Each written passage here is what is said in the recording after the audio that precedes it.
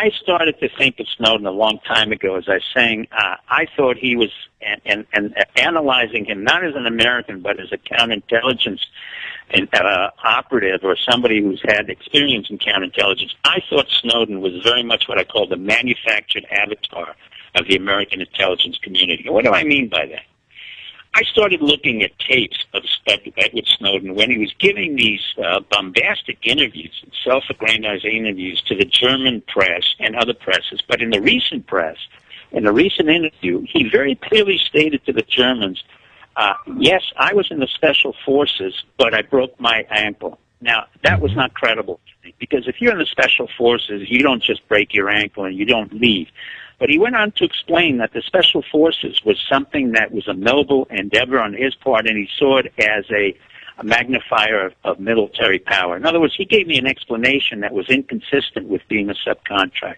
Mm-hmm. Then he went on to really indict himself by saying in the interview, I'm a CIA operative. I was recruited by the CIA and then the NSA. So what I'm getting at very quickly was, Snowden is very typical of what we in the intelligence community would want to do, and that is to create an avatar or a image of a person who may be a traitor or a whistleblower, so that we allow the American public to play off either part of two figures that the intelligence community creates. On the one hand, the intelligence community creates this incredible massive surveillance, where at the same time they want to make sure that they are not acquitted, that they're not judged harshly, so that they make sure they can control the narrative. So they create somebody like Snowden, or in the case that I was talking about as well, is Ellsberg, who also had a similar history, where he was involved in the Vietnam War, was a CIA operative on the State Department cover for a general who was called the Quiet American, and he then went out and revealed the Pentagon Papers from Rand Corporation. I subsequently went to the Rand Corporation, and there where I find what's his name? I find Ellsberg. I find him at the MIT Center where I'm trained, and everyone there, except for myself, is trained to go into the CIA. So I realized the CIA was really nurturing and initiated a lot of Ellsberg's Pentagon Papers. At the same time, they kept him safe at MIT. And very similar to the Snowden affair. Now, why would Snowden attack James Clapper and attack General Keith Alexander, the NSA chief? The reason was there's an initial tension throughout the past 30 years between our civilian intelligence, which is only 1/15 of the major intelligence bureaus that we have. We have 16 major intelligence units. 15 of them are in the military, and the 16th one is the CIA, a civilian one. For 30 years, there's always been this inherent tension. However, there is what we call the IC, the intelligence community, which at times gets together and decides, look, we have to have a common interest. The common interest now is that we made a mistake in Iraq. We went into Afghanistan. That's a mistake. We have to have a diversion, and as a diversion, we have people like James Clapper, where we created this office of DNI, Director of National Intelligence, which is absolutely absurd. This was an unnecessary organization that was created out of a false flag and a stand-down that we've talked about before with Alex Jones after 9/11. James Clapper is a decent man. He came in. He was from the Air Force. He was military. Keith Alexander created the NSA. But in turn, the entire intelligence community said, look, we're still going to control the narrative of everything that occurred from 9/11 to stand down to Afghanistan to Iraq by creating a good guy who can be seen as a good guy, a whistleblower, or a traitor. And as long as we can create that narrative, we are really in control of the game. And that's where the American people have been had. Now, why would they control the game, and what's the game? Mm-hmm. The game is about $60 billion worth of subcontracting from the Pentagon to companies, at least $6 billion going to Booz Allen. Now, who is Booz Allen?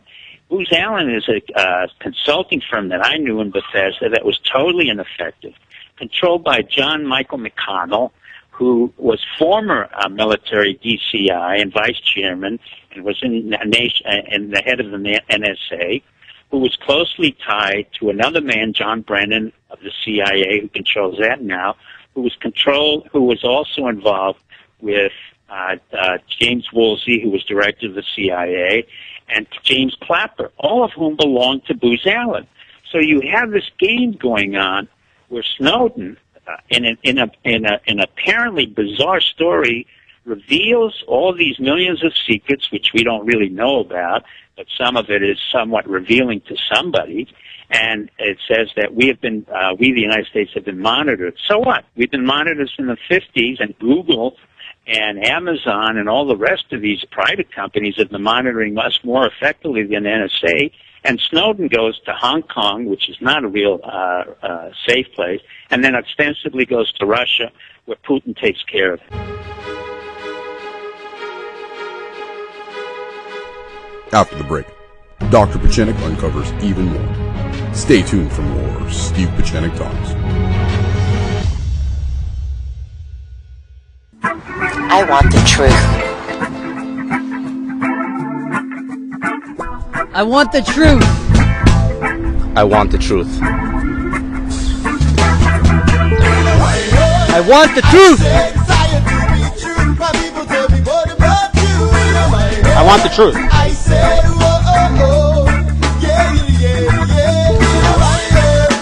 I want the truth.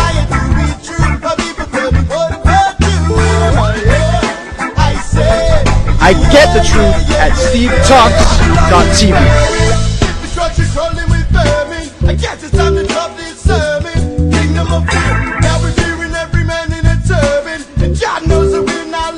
I get the truth at SteveTalks.tv.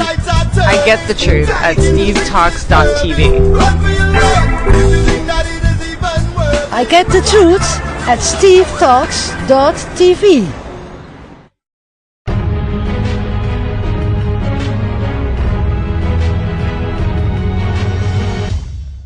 Well, I said to you, Putin has been really an ally. He's taken care of all the people who we don't want to have as leaders of a country, and he takes care of our transit points into Afghanistan. But in the meanwhile, who are the people involved? We have John Brennan of the CIA, which Snowden doesn't say a word about, and he admits readily, I'm a CIA operative. Yet he destroys some CIA assets, but in the meantime, really the game goes on. Then he talks about Booz Allen, but he really doesn't go into detail how Booz Allen has taken a $6 billion contract and then enhanced it in conjunction with other intelligence contracts from the Pentagon up to $60 billion. And the American public, that's you and I, are paying for an intelligence that's not worth anything. On the same time, not only is the game played out between Snowden being a spy or a whistleblower, but at the meantime, there's a notion from Keith Alexander and James Clapper in these meetings in front of Congress, which are disingenuous meetings, that we have a clear and present danger. Well, we don't have a clear and present danger. We don't have terrorists who we've picked up and protected us from these massive explosions.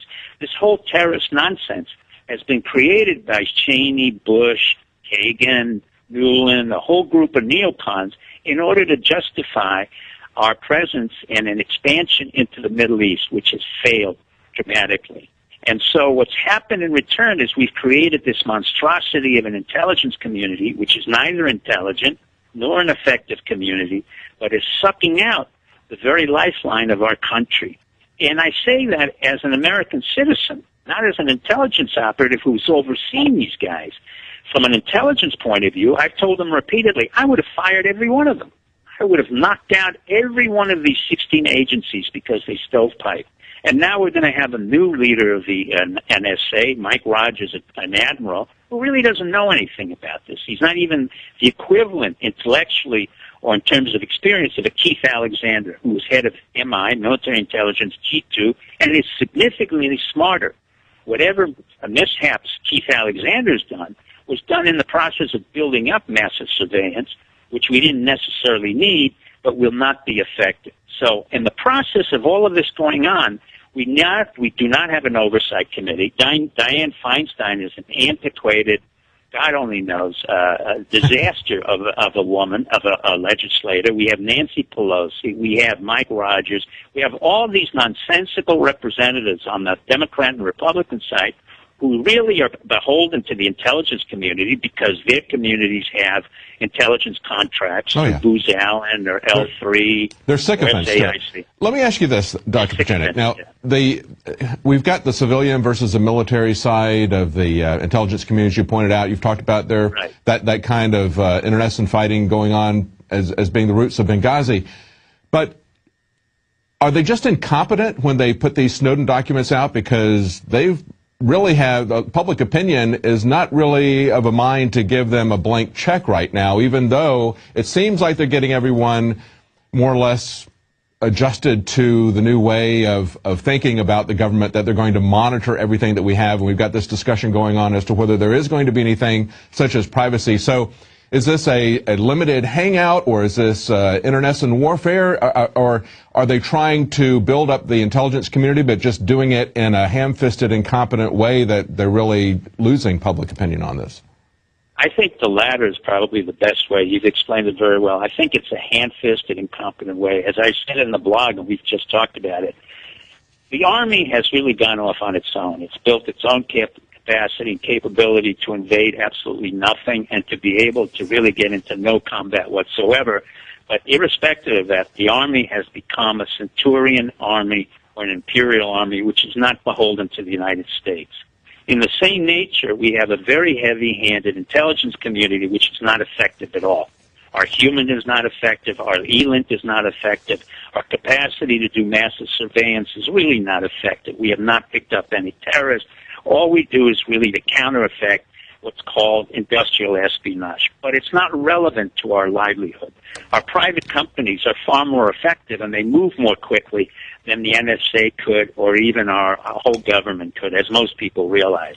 But what they care about the most, the intelligence and the military community, is their own perpetuation as an entity. They don't give a damn really about what Americans have to say or American civilians. What they care about is that the legislators and the representatives, remember, we're in a republic, not a democracy, that they allocate the amount of monies that are required to maintain a minimal standing force in the military and a massive presence of intelligence, which is not really effectively intelligence.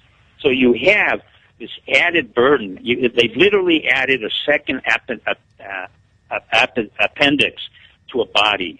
Literally, you don't need the DNI. That came out after 9/11. Well, 9/11 was a stand-down. So when you look at it, we created our own. We don't need an integrated unit that then integrates other integrated units, which never become integrated. It's kind of a Alice in Wonderland phenomenon, and they don't care what the Americans say because they know that the legislators will keep on talking about clear and present dangers. Yeah, I find it interesting that Glenn Greenwald said that the most sensational things he was holding for his soon-to-be-released book, his movie, and the media empire that he's creating with one of the world's wealthiest billionaires, Pierre Omidyar. What do you think is going to come of that? Is that something that's really going to change public opinion, or is the public just too dumb and too numb to do anything about it? I don't think the public is dumb. I think the American people have been clearly underestimated. I think they're inured to the whole thing. I said from day one to some of my friends that nobody really cares about Snowden and nobody cares about Greenwald. And just what you said was right on the button. That is, Greenwald, whoever he may be or not be, his interest is the same as the interest of the intelligence community, which is to create money, create notoriety, and perpetuate his own narcissism. No one in the United States or the world really will care very much. As you see, there's a movie about Julian Assange, WikiLeaks. Nobody even sees it. Nobody really cares. And the notion that we're being monitored is kind of passé. Everybody who deals with the Internet, anybody who deals with iPads or iPhones, they know almost automatically that this is a new era. This is an era which is not going to have sensationalism as it's portrayed. And in many ways, the intelligence community, the military community, really didn't understand the American mentality of saying, so what? Or as my daughter would say, whatever. So what? And it's no big thing. The only thing I'm saying that's major about this is that you can't continue this falderall, this nonsense, at the cost of $80 billion a year. Yes. We have that need for that money for too many other things. Yes, the military-industrial complex is bankrupting us, and the concerns I think that everybody has is that it's not only, it's been on foreign wars for the longest time, and now it's turning inwardly, domestically, militarizing the police and doing espionage on American citizens instead of on foreign governments. Right. Well, thank you so much for joining us today, Dr. Pieczenik. We're out of time, but it's been a fascinating... Well, it's a pleasure, and thank you. Thank you. Thank you very much. My pleasure.